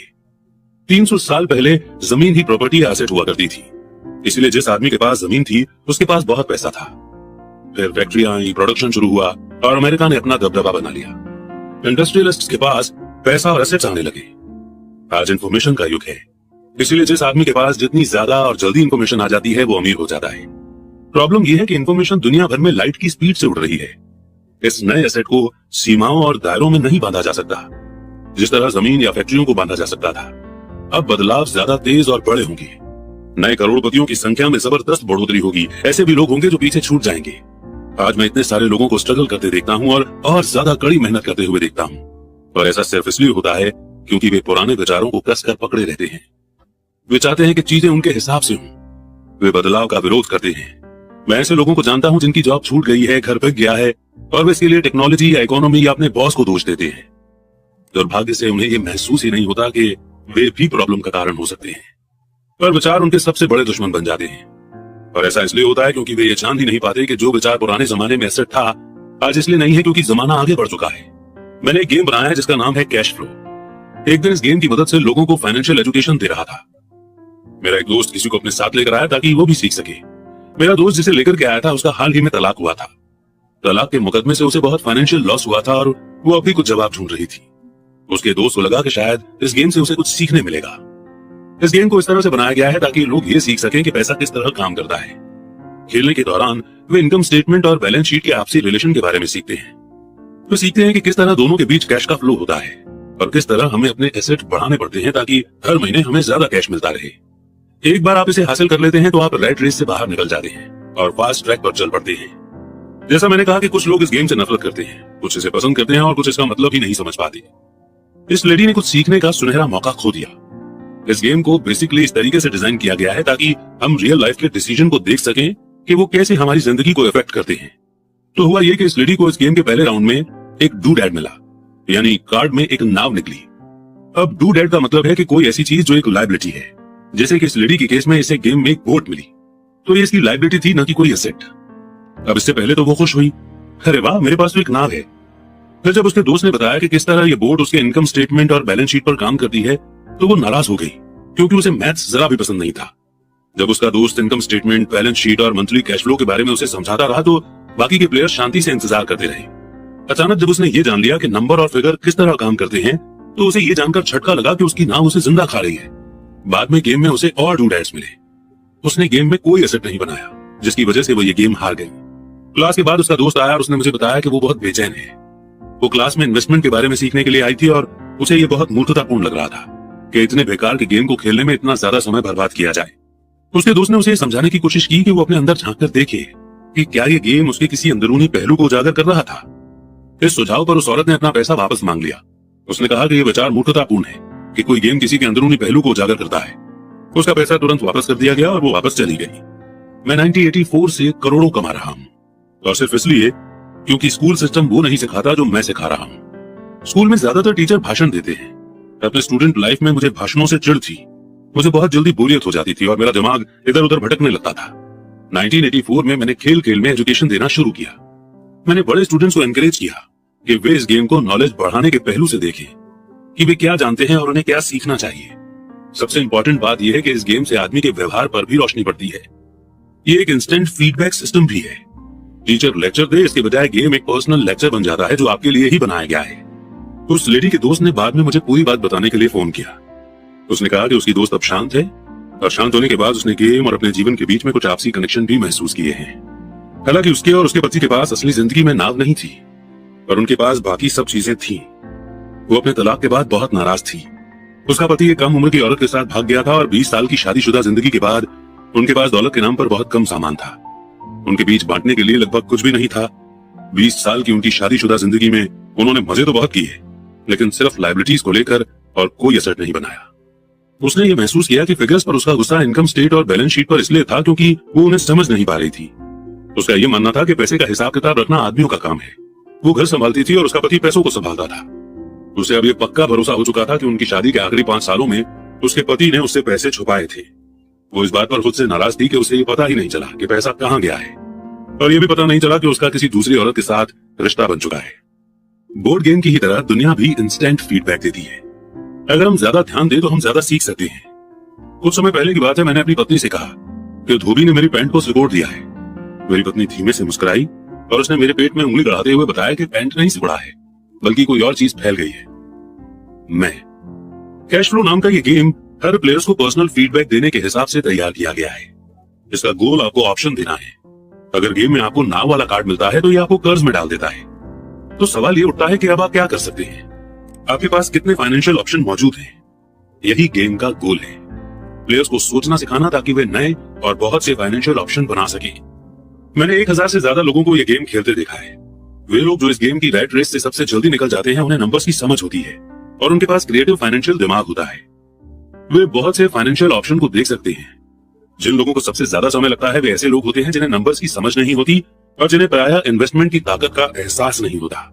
अमीर लोग प्रायः क्रिएटिव होते हैं और सोच समझ कर रिस्क उठाते हैं। कैश फ्लो खेलने वाले कई ऐसे भी लोग होते हैं जो इस गेम में बहुत सा पैसा तो कमा लेते हैं, पर उन्हें ये पता नहीं होता कि वे इस पैसे का क्या करें। उनमें से ज्यादातर असली जिंदगी में भी फाइनेंशियल रूप से सक्सेसफुल नहीं होते। हर कोई उनसे आगे निकल जाता है, इस फैक्ट के बावजूद कि उनके पास पैसा होता है, और यही असली जिंदगी में भी होता है। अपने ऑप्शन को सीमित कर लेना पुराने विचारों से चिपके रहने की तरह ही है। हाई स्कूल के समय का मेरा एक दोस्त अभी 3 जॉब कर रहा है। 20 साल पहले वो मेरे सभी क्लास के साथियों में सबसे अमीर हुआ करता था। जब लोकल शुगर प्लांट बंद हुआ तो वो जिस कंपनी के लिए काम करता था वो भी बंद हो गई। उसके दिमाग में सिर्फ एक ही ऑप्शन था, और वो पुराना ऑप्शन था, कड़ी मेहनत करो। प्रॉब्लम ये थी कि उसे कोई बराबरी की जॉब नहीं मिल पाई। एक पुरानी कंपनी में उसे एक सीनियर की जॉब जरूर मिली थी। इसका नतीजा ये हुआ कि वो अभी जो काम कर रहा है वो उसकी योग्यता के बहुत नीचे के काम है, और इसलिए उसकी सैलरी कम है। उसे जिंदा रहने के लिए जितना पैसा चाहिए उतना कमाने के लिए उसे 3 जॉब करनी पड़ रही है। मैंने कैश फ्लो खेलने वाले लोगों को यह शिकायत करते सुना है कि सही मौका देने वाले कार्ड उनके पास नहीं आ रहे हैं, इसलिए वे जहां के तहां बैठे रहते हैं। मैं ऐसे लोगों को जानता हूं जो असल जिंदगी में भी ऐसा ही करते हैं। वे बैठकर सही मौके के आने का इंतजार करते हैं। मैंने लोगों को सही मौके वाले कार्ड का इंतजार करते देखा है और फिर उनके पास जरूरत के जितना पैसा नहीं होता। फिर वे ये शिकायत करते हैं कि अगर उनके पास ज्यादा पैसा होता तो वे रैट रेस से बाहर निकल सकते थे, इसलिए वे वहीं बैठे रहते हैं। मैं असल जिंदगी में भी ऐसे लोगों को जानता हूं जो यही करते हैं। वे गोल्डन अपॉर्चुनिटी देखते हैं पर उनके पास पैसा नहीं होता। और मैं देखता हूं कि गेम में लोगों को एक गोल्डन अपॉर्चुनिटी वाला कार्ड मिलता है, वो उसे जोर से पढ़ते हैं और उन्हें ये पता ही नहीं होता कि ये गोल्डन अपॉर्चुनिटी है। उनके पास पैसा भी होता है, समय भी सही होता है, कार्ड भी होता है, पर वे अपॉर्चुनिटी को नहीं देख पाते। वे देखने में फेल हो जाते हैं कि रैट रेस से बच निकलने के लिए ये किस तरह उनकी फाइनेंशियल प्लान में फिट होता है। और मेरी राय में इस तरह के लोग दूसरे सभी तरह के लोगों से ज्यादा संख्या में होते हैं। ज्यादातर लोगों को जिंदगी में एक बार मिलने वाला सुनहरा मौका उनके सामने पड़ा हुआ मिलता है, पर वे उसे देख नहीं पाते। 1 साल बाद उन्हें सब पता चलता है जब बाकी सभी लोग अमीर बन जाते हैं। फाइनेंशियल इंटेलिजेंस का मतलब है ज्यादा ऑप्शन होना। सवाल यह है कि अगर मौके आपके सामने नहीं आ रहे हैं तो आप अपनी फाइनेंशियल सिचुएशन सुधारने के लिए क्या कर सकते हैं। अगर कोई मौका आपकी गोद में आ रहा है और आपके पास पैसा नहीं है और बैंक वाले आपको उधार नहीं दे रहे हैं, तो आप उस मौके से कैसे फायदा उठा सकते हैं। अगर आपका अनुमान गलत है और अगर आप जिसकी उम्मीद करते हैं वो नहीं होता है, तो आप किस तरह से एक बुरी कंडीशन में भी मौका ढूंढ के उसे लाखों में बदल सकते हैं। यही फाइनेंशियल बुद्धि है। क्या होता है इससे हमारा ज्यादा मतलब नहीं है, बल्कि आप एक बुरी कंडीशन को लाखों में बदलने के लिए कितने अलग अलग तरह के फाइनेंशियल सॉल्यूशन खोज सकते हैं। इसका मतलब है कि आप अपनी पैसे की प्रॉब्लम को सुलझाने में कितने क्रिएटिव हैं। ज्यादातर लोग सिर्फ एक सॉल्यूशन जानते हैं, कड़ी मेहनत करो, बचत करो और उधार लो। तो आपको फाइनेंशियल इंटेलिजेंस क्यों बढ़ानी चाहिए? क्योंकि आप उस तरह के इंसान होना चाहते हैं जो अपनी किस्मत खुद बनाता है। आप जो होता है होने देते हैं और उसे बेहतर में बदलने की एबिलिटी रखते हैं। बहुत कम लोग ये समझ पाते हैं कि किस्मत भी हम ही बनाते हैं, जिस तरह की पैसा बनाया जाता है। अगर आप ज्यादा किस्मत वाले होना चाहते हैं और ज्यादा पैसा बनाना चाहते हैं तो कड़ी मेहनत करने के अलावा आपकी फाइनेंशियल बुद्धि इंपॉर्टेंट है। अगर आप उस तरह के आदमी हैं जो सही चीज होने का इंतजार करता है, तो शायद आपको बहुत लंबे समय तक का इंतजार करना पड़ेगा। ये तो उसी तरह की बात हो गई कि आप गैरेज से गाड़ी निकालने के पहले ये पक्का करना चाहते हैं कि अगले 5 मील तक की सभी स्ट्रीट लाइट्स ग्रीन हो। जब हम छोटे थे तो अमीर डैडी माइक और मुझे ये लगातार बताते थे, पैसा असली चीज नहीं है। अमीर डैडी हमें बार बार ये याद दिलाया करते थे कि जब हमने प्लास्टर ऑफ पेरिस से सिक्के ढाले थे तो हम पैसे के सीक्रेट के सबसे करीब आ गए थे, क्योंकि हम पैसा बना रहे थे। गरीब और मिडिल क्लास पैसे के लिए काम करते हैं, अमीर लोग पैसा बनाते हैं। आप पैसे को जितना असली समझेंगे आप उसके लिए उतनी ही ज्यादा मेहनत से काम करेंगे। अगर आप इस विचार को मन में उतार लें कि पैसा असली चीज नहीं है, तो आप तेजी से अमीर बन सकते हैं। अगर पैसा असली चीज नहीं है तो फिर ये क्या है? माइक और मैं उनसे ये सवाल पूछते थे। पैसा वो है जिसके बारे में हम सहमत हो जाएं। अमीर डैडी इतना ही जवाब देते थे, हमारे पास जो इकलौती सबसे शक्तिशाली पूंजी या असेट है वो है हमारा दिमाग। अगर इसे अच्छी तरह से ट्रेन कर दिया जाए तो ये एक पल में ढेर सारी दौलत बना सकता है। इतनी दौलत जो 300 साल पहले के राजाओं और रानियों ने सपने में भी नहीं देखी होगी। एक अनट्रेन्ड इंसान बहुत ज्यादा गरीबी भी बना सकता है, जो पीढ़ी दर पीढ़ी चलने के कारण कई पीढ़ियों तक बनी रह सकती है। इंफॉर्मेशन के इस युग में पैसा मिनटों में बन जाता है। कुछ लोग तो जीरो से शुरू करके इतने ज्यादा अमीर हो जाते हैं कि कल्पना करना भी मुश्किल है, और इसके लिए वे सिर्फ कुछ आइडिया और कॉन्ट्रैक्ट का सहारा लेते हैं। आपको ये बात वे लोग आसानी से बता सकते हैं जो स्टॉक मार्केट में ट्रेडिंग करते हैं या दूसरे इन्वेस्टमेंट करते हैं, क्योंकि वहां ऐसा अक्सर होता रहता है। कुछ नहीं से तुरंत करोड़ों बनाए जा सकते हैं, और कुछ नहीं से मेरा मतलब है कि बिना पैसे के लेन देन की। तो अपने फाइनेंशियल टैलेंट को क्यों डेवलप करें, इसका जवाब सिर्फ आप ही दे सकते हैं। मैं आपको बता सकता हूं कि मैं इसे क्यों डेवलप कर रहा हूं। मैं ऐसा इसलिए करता हूं क्योंकि मैं तेजी से पैसा कमाना चाहता हूं। इसलिए नहीं कि मुझे इसकी जरूरत है, बल्कि इसलिए क्योंकि मैं ऐसा करना चाहता हूं। ये सीखने की एक दिलचस्प प्रोसेस है। मैं अपना फाइनेंशियल IQ इसलिए डेवलप करता हूं क्योंकि मैं दुनिया के सबसे तेज और सबसे बड़े गेम में हिस्सा लेना चाहता हूं, और अपने छोटे तरीके से मैं मानवता के विकास का हिस्सा होना चाहता हूं। एक ऐसे युग का जहां इंसान पूरी तरह से सिर्फ अपने दिमाग से काम करते हैं, शरीर से नहीं। इसके अलावा यहाँ ज्यादा एडवेंचर है, यहाँ पैसा है, यहाँ डर है, यहाँ मजा है। इसलिए मैं अपनी फाइनेंशियल इंटेलिजेंस में इन्वेस्ट करता हूँ और अपने सबसे पावरफुल एसेट को डेवलप करता हूँ। मैं बहादुरी से आगे बढ़ने वाले लोगों के साथ होना चाहता हूँ। मैं पीछे रह जाने वाले लोगों के साथ नहीं रहना चाहता। मैं पैसा बनाने का एक आसान सा एग्जाम्पल देना चाहता हूँ। 1990 के दशक की शुरुआत में फिनिक्स की इकोनॉमी बहुत बुरी थी। मैं good morning America TV serial देख रहा था जब एक फाइनेंशियल प्लानर आया और उसने निराश करने वाली भविष्यवाणियां करना शुरू कर दिया। उसकी सलाह थी पैसे बचाओ, हर महीने $100 बचाएं और 40 सालों में आप भी करोड़पति बन सकते हैं। खैर, हर महीने एक फिक्स अमाउंट बचाना भी एक अच्छा विचार है। ये एक ऑप्शन है और एक ऐसा ऑप्शन जिसे बहुत से लोग मान लेंगे। प्रॉब्लम यह है कि ऐसा करने से आदमी ये नहीं जान पाता कि उसके आसपास क्या हो रहा है। वो अपने पैसे में ज्यादा इंपॉर्टेंट बढ़ोतरी के मौकों का बड़ा फायदा नहीं उठा पाता। दुनिया उसके पास से गुजरकर आगे बढ़ जाती है। जैसा मैंने कहा, इकोनॉमी उस समय बहुत बुरे हाल में थी। इन्वेस्टर्स के लिए ये एक आइडियल मार्केट कंडीशन थी। मेरा काफी पैसा उस समय स्टॉक मार्केट और अपार्टमेंट हाउसेस में फंसा हुआ था। मेरे पास कैश में पैसा नहीं था क्योंकि हर कोई बेच रहा था, इसलिए मैं खरीद रहा था। मैं पैसे बचा नहीं रहा था, मैं इन्वेस्ट कर रहा था। मेरी पत्नी और मेरे पास $10 लाख से ज्यादा कैश थे जो तेजी से बढ़ते हुए मार्केट में काम कर रहे थे। इन्वेस्टमेंट करने के लिए ये सबसे बढ़िया मौका था। इकोनॉमी की हालत डराने वाली थी। मैं बहुत छोटे छोटे इन्वेस्टमेंट के बारे में तो नहीं बता सकता, पर कई बड़ी बातें जरूर बताना चाहूंगा। वे घर जिनकी कीमत कभी 1 करोड़ रुपए होती थी, वो 75 लाख रुपए के हो गए थे। पर लोकल रियल एस्टेट ऑफिस में खरीदारी करने के बजाय मैंने दिवालिया वकील के ऑफिस या अदालत की सीढ़ियों पर खरीदारी करना शुरू किया, क्योंकि यहाँ पर हमें वो डील्स मिल जाती हैं जो कहीं नहीं मिलती। फॉर एग्जाम्पल, अगर किसी ने घर लोन पर लिया था और अब वो उसकी पेमेंट नहीं कर पा रहा है, तो बैंक सस्ते दाम पर वो घर बेचता है। और मैं इसी तरीके के घर खरीदना चाहता था। इन जगहों पर 75 लाख रुपए का घर 20 लाख रुपए या इससे भी कम में खरीदा जा सकता था। मैंने अपने दोस्त से 2 लाख रुपए का लोन लिया। 90 दिनों के इस लोन पर इंटरेस्ट 2000 रुपए था।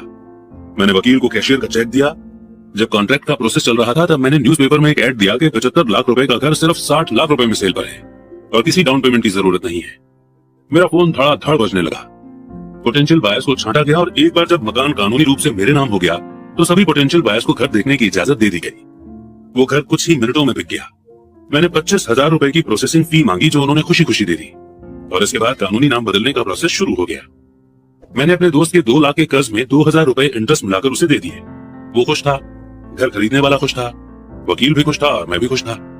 मैंने 20 लाख रुपए में खरीदे गए घर को 60 लाख रुपए में बेच दिया। मेरे पास खरीदार का शपथ पत्र यानी कि एफिडेविट था, जिसने मेरे एसेट वाले कॉलम में 40 लाख रुपए जमा कर दिए थे। इस पूरे प्रोसेस में कुल 5 घंटे लगे थे। तो अब जबकि आप में पैसे की समझ आ चुकी है और आप नंबर्स को पढ़ सकते हैं, मैं आपको ये दिखाऊंगा कि किस तरह पैसे को इन्वेंट करके और पैसे बनाते हैं। मंदी के बाजार में अपने खाली समय में मैंने और मेरी पत्नी ने इस तरह के 6 डील निपटाए, जबकि हमारा ज्यादातर पैसा बड़ी प्रॉपर्टीज और स्टॉक मार्केट में फंसा हुआ था। हम खरीदने और बेचने के सौदों में अपने एसेट वाले कॉलम में 2 करोड़ रुपए बनाने में कामयाब हो गए थे, और इस तरह साल की एस्टिमेटेड इनकम 19 लाख हो गई थी। और इसका ज्यादातर हिस्सा हमारे प्राइवेट कॉर्पोरेशन द्वारा सुरक्षित था। हर साल मिलने वाले इस 19 लाख रुपए का बड़ा हिस्सा हमारी कंपनी की car, petrol, trips, insurance, clients के साथ डिनर वगैरह चीजों पर खर्चा हो सकता था। जब तक गवर्नमेंट को उस इनकम पर टैक्स लगाने का मौका मिलता, तब तक ये कानूनी रूप से खर्च हो चुका था। इसमें से कौन सी सलाह आपको ज्यादा मुश्किल लगती है? 1, कड़ी मेहनत करो, 50% की रेट से टैक्स चुकाओ और फिर जो रकम बचती है उसमें से सेव करो। आपकी सेविंग पर आपको 5% इंटरेस्ट मिलता है, जिस पर एक बार फिर टैक्स लगता है। या फिर ऑप्शन 2, पैसे की समझ डेवलप करने का समय निकालो, अपने दिमाग और एसेट वाले कॉलम की ताकत का इस्तेमाल करो। अब आप समझ सकते हैं कि मैं क्यों चुपचाप अपना सिर हिलाता हूं जब मैं लोगों को ये कहते सुनता हूं, मेरा बच्चा स्कूल में अच्छी पढ़ाई कर रहा है और उसे अच्छी एजुकेशन मिल रही है। वो अच्छी हो सकती है, पर क्या वो काफी है? मैं जानता हूं कि ऊपर बताई गई इन्वेस्टमेंट टेक्निक एक छोटी सी टेक्निक है। इसे ये बताने के लिए लिखा गया है कि किस तरह एक छोटी सी रकम बड़ी रकम में बदल सकती है। एक बार फिर मेरी सक्सेस ये बताती है कि स्ट्रॉन्ग फाइनेंशियल फाउंडेशन कितना इंपॉर्टेंट होता है, जो स्ट्रॉन्ग फाइनेंशियल एजुकेशन से शुरू होता है। मैंने इसे पहले कहा है और ये इतना इंपॉर्टेंट है कि मैं एक बार इसे फिर दोहराना चाहता हूँ। फाइनेंशियल बुद्धि यानी कि financial intelligence 4 main technical skills से मिलकर बनती है। 1, फाइनेंशियल लिटरेसी यानी नंबर्स को पढ़ने की एबिलिटी। 2, इन्वेस्टमेंट की स्ट्रेटेजी यानी पैसे द्वारा पैसे बनाने का साइंस। 3, मार्केट की डिमांड और सप्लाई। अलेक्जेंडर ग्रैहम बेल ने मार्केट को वो दिया जो इसे चाहिए था। यही बिल गेट्स ने भी किया। ये मौका भी मार्केट ने दिया था कि 20 लाख रुपए में कोई मकान खरीदकर उसे 60 लाख रुपए में बेच दिया जाए, जबकि उसकी असली कीमत 75 लाख रुपए थी। कोई खरीद रहा था, कोई बेच रहा था। और चौथी स्किल हमें चाहिए कानून की यानी कि लॉ की। अकाउंटिंग, कॉर्पोरेट लॉ और पॉलिसी के बारे में अवेयरनेस। मैं रूल्स के अंदर रहकर खेलने की सलाह देता हूँ। अगर आप अपने पैसे इन्वेस्ट करना चाहते हैं तो आप में ये बेसिक फाउंडेशन होनी चाहिए। या इन स्किल्स का कॉम्बिनेशन होना चाहिए। चाहे आप छोटे घर, बड़े अपार्टमेंट, कंपनियां, stock, bond, mutual fund, precious metal, baseball card खरीद कर करें या फिर इसी किस्म का कोई दूसरा काम करें। 1996 तक रियल एस्टेट मार्केट सुर्खियों में था और हर कोई इसमें जा रहा था। स्टॉक मार्केट भी बूम हो रहा था और हर कोई उसमें भी जा रहा था। लेकिन मैं इससे बाहर निकलने का सोच रहा था, क्योंकि मार्केट में अब इतनी अपॉर्चुनिटीज नहीं थी। मैं सिर्फ आपको इतनी सी बात बताना चाहता हूं कि इन्वेस्टमेंट आते जाते रहते हैं, मार्केट घटता बढ़ता रहता है, इकोनॉमी सुधरती बिगड़ती रहती है।